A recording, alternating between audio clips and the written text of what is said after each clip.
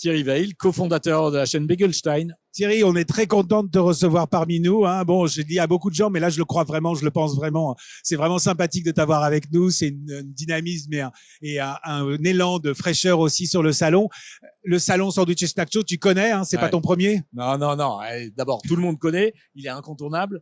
On a créé Begelstein en 2011 et je crois que j'ai dû faire la première édition en 2012-2013. Pas d'infidélité depuis? Non. On a nos cartes d'infidélité, mais pas d'infidélité au salon. Ah bah ça c'est bien, c'est magnifique, c'est une bonne perspective. Et ce salon-là, cette édition, qu'est-ce que t'en penses? C'est bien? C'est waouh. C'est waouh.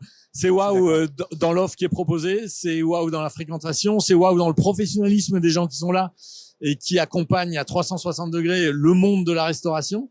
Alors, c'est aussi un peu flippant parce que le monde de la restauration, il a pas de barrière à l'entrée et qu'on retrouve aussi beaucoup de gens qui vont créer des concepts parce qu'ils croient qu'ils font bien bouffer le samedi soir pour leurs potes et qui tout d'un coup se pensent être des restaurateurs et ils vont s'abreuver aussi ici. Mais c'est pas grave, ça fait évoluer le marché. Voilà, ça fait bouger le marché. On disait déjà ça pour la restauration traditionnelle il y a 15 ans. Exact. Il y avait des autodidactes. Maintenant, il y en a plein, effectivement, qui se lancent. Mais bon, s'ils travaillent de façon intelligente et raisonnée, s'ils arrivent à imaginer que la bouffe, c'est beaucoup plus compliqué que celle de faire à la maison, c'est possible, on est d'accord. On est tout à fait d'accord. Mais le marché assainit. Comme il est beaucoup plus dynamique, il va aussi assainir. Donc, il y a 10 nouveaux restaurants qui vont ouvrir, il y en a 8 qui vont fermer.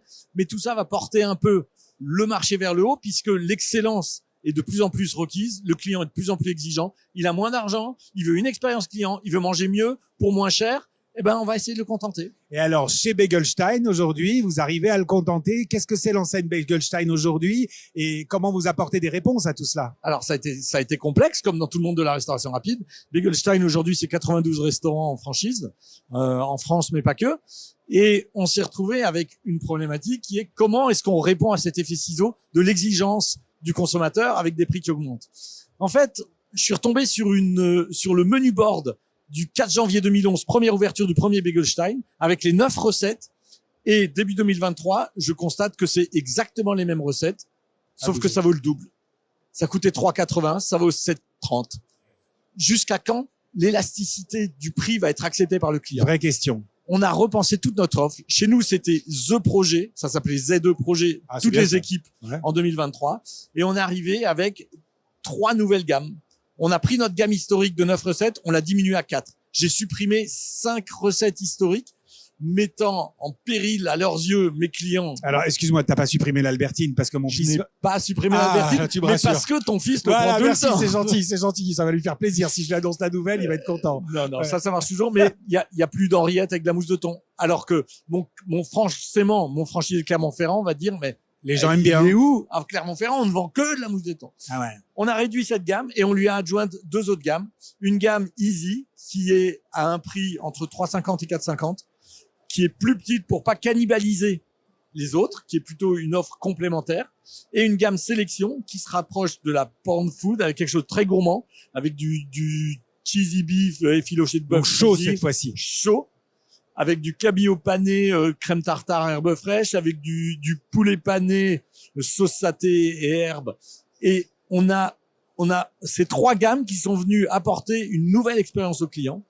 Il a fallu que j'embarque avec moi mon réseau de franchisés qui ont dû investir dans des fours qu'ils n'avaient pas.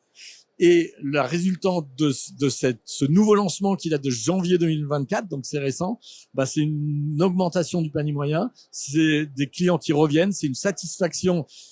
Et on travaille la demande du client en s'adaptant à ce qu'il veut.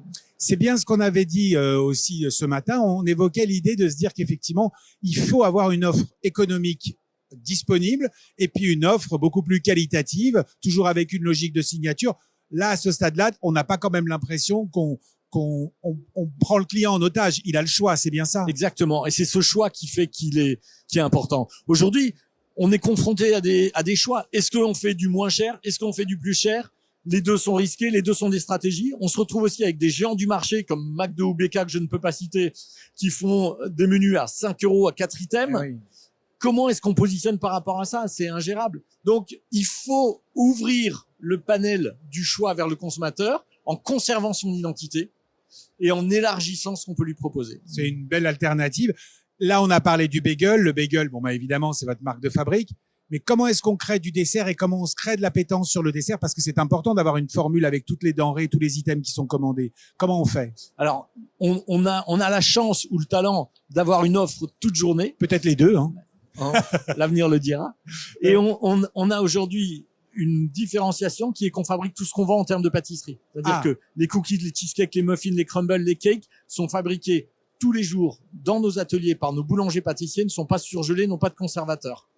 Ça crée d'autres problématiques, mais en termes d'expérience gustative et de fraîcheur, c'est notre fer de lance. Nos clients le savent, le sentent, et ça nous donne une légitimité pour l'alternative au lunch et au rush de midi. Donc les autres instants, mais avec quand même une volonté de beaucoup communiquer pour que le client le sache. Absolument. Alors c'est notre point fort, c'est la communication. Oui. Le problème de la communication qu'on a, c'est son revers, c'est que quand on dit c'est super frais, c'est fait par nos boulangers, il n'y a pas de conservateur, ils nous disent mais c'est votre meilleure blague. C'est ça. On ne sait pas si c'est une anecdote ou si c'est la réalité. Alors j'y venais justement à cette communication. Moi, quand je vais chercher les bagels pour mes enfants, parce qu'en plus ils commandent, mais c'est moi qui dois aller les chercher, c'est une catastrophe. Bref, quand je vais chercher les bagels pour mes enfants, je m'émerveille à lire plein de citations parce que ça fait partie de la déco et de l'atmosphère. Ouais. L'expérience client, c'est devenu indispensable aujourd'hui, même pour quelqu'un qui commande. C'est une adhésion à la marque et on l'a compris en créant la marque. Oui. C'est-à-dire que notre ambition, elle est complètement barrée et voire prétentieuse. Ouais. C'est de marquer d'une micro-séquelle les cervelles de nos clients. Oui. C'est pas de se contenter de remplir leur ventre. Et aujourd'hui, je me félicite d'avoir eu ce discours dès le début auprès de mes franchisés actuels parce que on a une vraie existence. Et on donne un sens à l'expérience du repas. On lui donne une valeur et un sens. Et c'est ce qui fait qu'on a une communauté qui nous suit, qu'il y a des gens qui vont rentrer dans nos restaurants. Moi, je dis à un franchisé qui commence le premier jour, aujourd'hui en France, il y a 180 000 points de restauration. Comment on fait pour donner à un client qui ne se pose pas la question l'élimination en une fraction de seconde de 179 999 concurrents?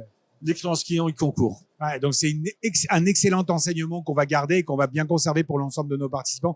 Il faut aller chez Begelstein pour comprendre. Le problème du restaurateur, c'est qu'il n'a pas toujours le réflexe d'aller voir ailleurs pour voir comment ça se passe ça devrait se passer chez lui. On l'invite à aller chez Begelstein et qu'il vienne quand même assez rapidement parce que la nouvelle formule, faut les tester. Merci beaucoup Thierry, c'était formidable. Nicolas. On compte sur toi l'année prochaine quand même. Tu reviens. Hein. Mais il n'y a pas de raison. 2 jours avant pour être sûr de pas rater le début. C'est une sage décision avec les embouteillages et le trafic puis la mer de Paris, c'est ce qu'il faut bien. Merci beaucoup. Hein, impeccable. Merci Nicolas.